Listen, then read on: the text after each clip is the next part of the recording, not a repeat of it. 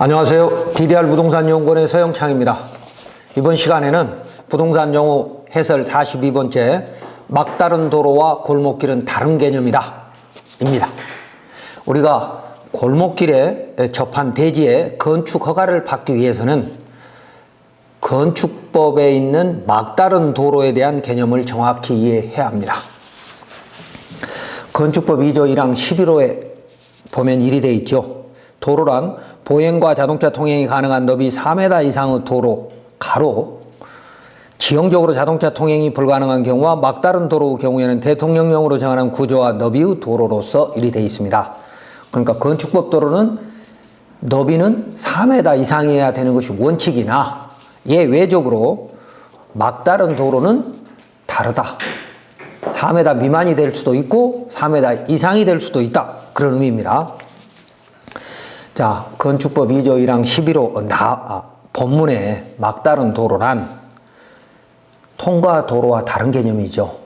그러니까 통과 도로란 도로의 양쪽이 다른 도로와 연결되어 있는 것을 통과 도로라고 한다면 막다른 도로는 도로 끝부분이 막혀 있는, 그러니까 도로 아닌 다른 지목과 또는 다른 대지라든지 이런 것과 연결되어 있는, 그래서 결국 도로가 끝나는 그런 의미죠. 막다른 도로. 그런데 이 법조문에서 도로란 건축법 도로만을 말한다는 것이죠. 즉 건축법 2조 1항 11호 남목에 건축 허가를 허가권자가 하면서 진입 통로로 그 위치를 지정한 도로, 이게 남목의 건축법 도로이죠. 그러니까 막다른 도로다라고 하는 게 그냥 현황 도로가 아니고 막다른 건축법 도로다, 그 말입니다.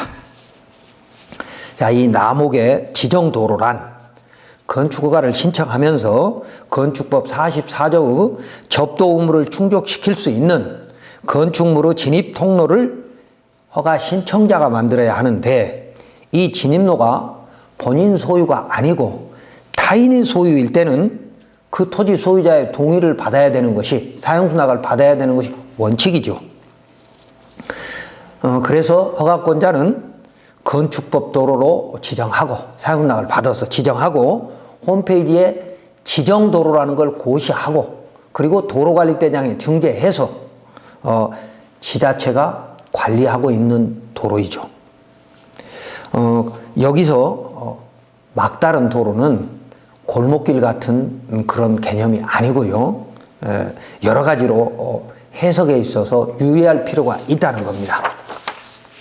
자, 첫 번째, 그 오래된 주거지역의 골목길이나 비도시 지역의 취락지구의 마을길 등에는 자연 발생적으로 만들어진 사실상 도로가 많은데, 이런 길이 끝이 막혀 있다고 해서 건축법에서 정의하는 막다른 도로라고 생각하시면 안 된다는 겁니다.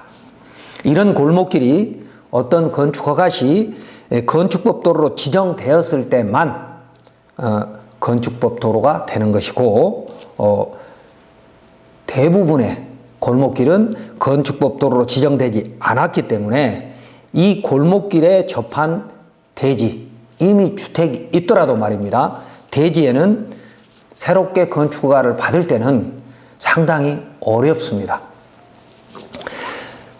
그리고 두 번째 그림을 보시면 이런 택지개발지구 또는 소형주택단지, 이곳은 소형주택단지를 만들었던 곳입니다. 건축법에 막다른 도로가 되면, 자, 그림을 보시면 길이는, 골목길의 길이는 35m 이상이기 때문에 이 도로 너비는 6m 이상입니다. 그래서 막다른 도로가 되면 이 막다른 도로 양쪽에 접해 있는 대지 소유자는 누구나 그 도로 소유자의 동의 없이 그 골목길을 이용해서 건축허가를 받을 수 있죠. 단 뭐죠? 이 6m 이상의 도로가 건축법 지정 도로일 때만. 그러니까 소유자가 누군가가 중요한 게 아니고 건축법 도로로 지정이 돼서 소유자의 배타적 사용 수익권이 제한된 경우에만, 그러니까 타인의 경우에는 사용 승낙을 통해서 스스로 제한을 받는 것이니까, 그리고 만약 이게 국공유지라든지 이럴 때 또는 뭐 사유지라 하더라도 사용 승낙을 하면 그것을 건축허가권자인 지자체 장이 건축법 도로로 지정을 하면 그때는 배타적 사용 수익권이 스스로 포기해서 또 건축법에 의해서 제한되는 이런 효과가 생기는 거죠. 그래서 이런 골목길은 막다른 도로는 공도가 되는 겁니다. 그래, 건축법 도로로 지정됐을 때는 막다른 도로와 골목길이 같은 개념이고, 건축법 도로로 지정이 되지 않은 현황 도로라면 골목길과 막다른 도로는 다른 개념이다 이겁니다. 자, 그렇기 때문에 건축법 도로가 아닌 골목길, 즉 현황 도로로 건축허가를 받으려면 첫 번째 그 토지 소유자의 동의를 받는 것이 원칙인데, 자, 그렇지 않으면, 그러니까 토지 소유자의 동의가 받을 수 없거나 뭐 받을 수 없는 이유는 여러 가지가 있겠죠. 그럴 때는 건축법 45조 1항 단서 2호에 의해서 조례도로로 지정하거나, 또는 건축법 44조에 접도 의무 예외가 있죠. 해당 건축물의 출입에 지장이 없다고 인정되는 경우, 허가권자가 인정한다 그 말이죠. 이런 규정 등으로 구제받을 수밖에 없는 것이죠. 그러니까 골목길 안에 건축물이 많이 지어졌는데 그 건축물이 그 골목길이 건축법 도로로 지정이 되지 않았다면 허가 담당자는 그 골목길에 접해 있는 대지에 건축허가를 신청하게 되면 허가 담당자는 건축법 도로가 아니기 때문에 사용승낙을 받아오세요. 사용승낙을 받아오면 내가 건축법 도로로 지정을 하고 그리고 건축허가를 해드리겠습니다 라고 하는 것이 원칙이죠. 그런데 골목길이 어떻습니까? 수년 또는 수십 년, 많은 것은 100년이 넘는 주민들이 이미 사용했던 현황 도로인 것이죠. 그럴 때는 두 가지의 방법으로, 하나는 해당 건축물의 출입에 지장이 없다고 인정되는 경우에 맞는지 검토하거나, 아니면 주민이 오랫동안 통행로로 사용했던 사실상 통로이기 때문에 조례에 의해서 배타적 사용 수익권을 뺏어서 일반 공중 통행에 지장이 없도록 해야 되는 것인가, 이 두 가지로 구제할 수밖에 없는 것이죠. 자, 그리고 세 번째는 건축법 막다른 도로란 길이에 따라서 건축물이 접도해야 할 진입통로 너비가 달라지는 것이죠. 자, 그림 보십시오. 왼쪽 끝에 있는 주택과 오른쪽에 있는 도로, 오른쪽이 이제 공도라고 보는 거죠. 건축법 도로.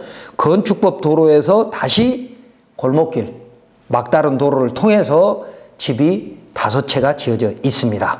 그런데 이 막다른 도로의 길이가 10m 미만이면 너비는, 폭은 A, 폭은 2m 이상이면 되고요. 이게 10m 이상이고 35m 미만이면 이 폭은 3m 이상이어야 건축허가가 된다 이겁니다.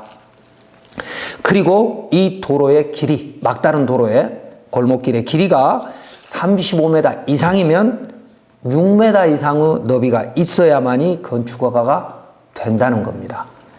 자, 그리고 예외적으로 비도시 지역이고 읍면 지역은 4m 이상이면 된다. 6m가 아니고, 비도시 면 지역은요. 그래서 건축법의 막다른 도로 길이에 따라서 접해야 될 그 통로의 너비가 달라지기 때문에 우리는 상세히 알아야 될 필요가 있고요. 이런 규정이 있는 이유는 긴급시 피난 차량의 통행로를 확보할 의무가 허가 신청자한테 있기 때문입니다. 그래서 이 법조문에 맞지 않으면 신규 건축허가는 사실상 불가능한 것이죠. 자, 건축허가에서 소요 도로 폭은 건축법 2조 1항 11호에 따라서 통과도로인 경우에는, 그러니까 골목길이 통과도로인 경우에는 4m 이상이면 되고, 막다른 도로인 경우에는 길이가 10m 미만은 2m, 10에서 35m 미만은 3m, 길이가 35m 이상일 때는 도로의 너비가 폭이 6m 이상이어야만이 건축허가 된다 이겁니다. 자, 막다른 도로 길이에 따라서 소요 도로폭을 다르게 적용토록 한 것은 재난 구조, 화재 진압 등의 활동에 필요한 공간을 확보하는 것이 중요하므로 허가권자의 입장에서 말입니다. 막다른 도로 길이가 35m를 넘는 경우에 너비 6m 이상의 기준을 둔 것은 소방차 등 긴급 차량 2대가 교차하여 재난 구조 활동에 지장이 없는 최소한의 너비 기준이라고 건축행정길라제비 332쪽에서 말하고 있습니다. 자, 이번 시간은 골목길과 막다른 도로는 다르다. 그러니까 골목길이 건축법 도로로 지정이 됐다면 막다른 도로이고, 그렇지 않다면 막다른 도로가 아니기 때문에 또 다른 여러 가지 규제가 있을 수 있다라는 설명이었습니다.